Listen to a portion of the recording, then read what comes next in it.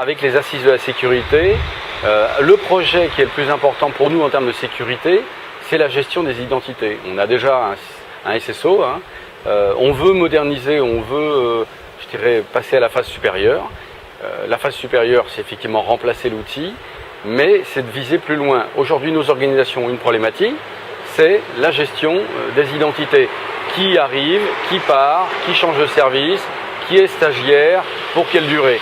Et donc souvent la direction des systèmes d'information est confrontée à une problématique, c'est comment je provisionne le téléphone, le poste de travail, pour quelle durée, pour quelle application, pour qui, pourquoi, pour quand. Voilà. Donc, un projet organisationnel et technique à la fois. C'est un projet essentiellement organisationnel. Si les technologies n'existent pas, il faut les inventer, mais là ce n'est pas le cas aux assises de la sécurité. On a les outils et les informations qui existent. Donc c'est un projet de management.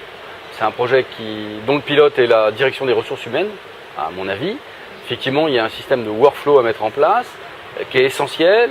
Il y a un portage au niveau de la direction générale et c'est des processus qu'il faut créer. Aujourd'hui, nos organisations sont confrontées à une problématique simple. Tout le monde a son annuaire. Donc on est bien sur la fédération d'identité d'annuaire. Moi j'appelle ça la mobiquité, hein. C'est la contraction de mobilité et ubiquité.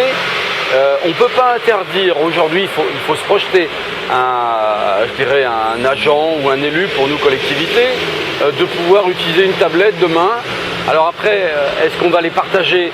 Il faut l'imaginer avec un niveau de sécurité dès lors qu'il va utiliser des applications de l'entreprise et un niveau qui est le sien dès lors qu'il va être à un niveau privatif, hein. Nous avons une charte. Donc effectivement, il faut la faire respecter, il faut accompagner, il faut, je dirais, bien maîtriser et bien faire comprendre les enjeux. Nous, on a une responsabilité pénale en termes de collectivité, hein, mais effectivement, les agents ont une responsabilité pénale individuelle, hein. J'aurais tendance à dire qu'il y a deux niveaux. Il y a tous les utilisateurs du système d'information n'ont pas de tablette ni de smartphone.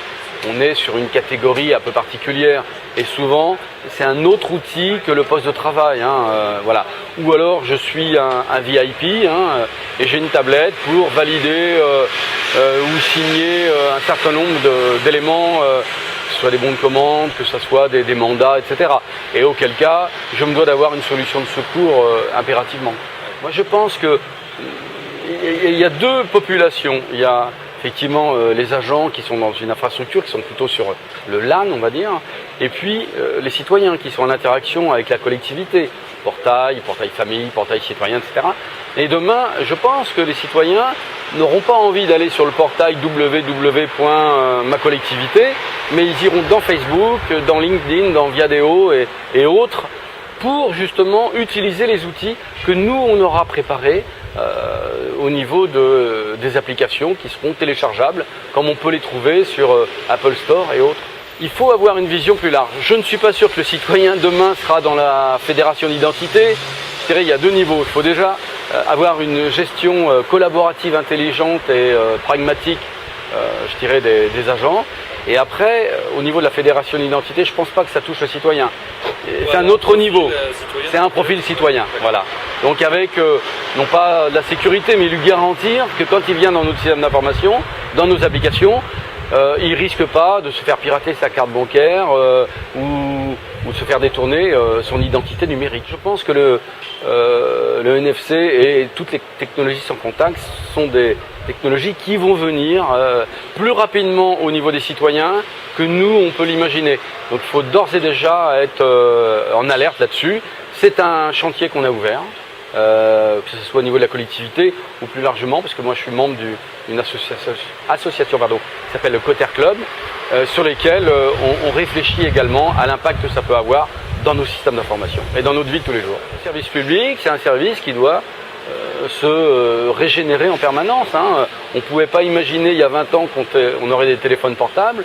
Il y a quelques années, on avait du mal à imaginer que les collectivités pourraient offrir des téléservices de paiement, de réservation en ligne et autres, hein.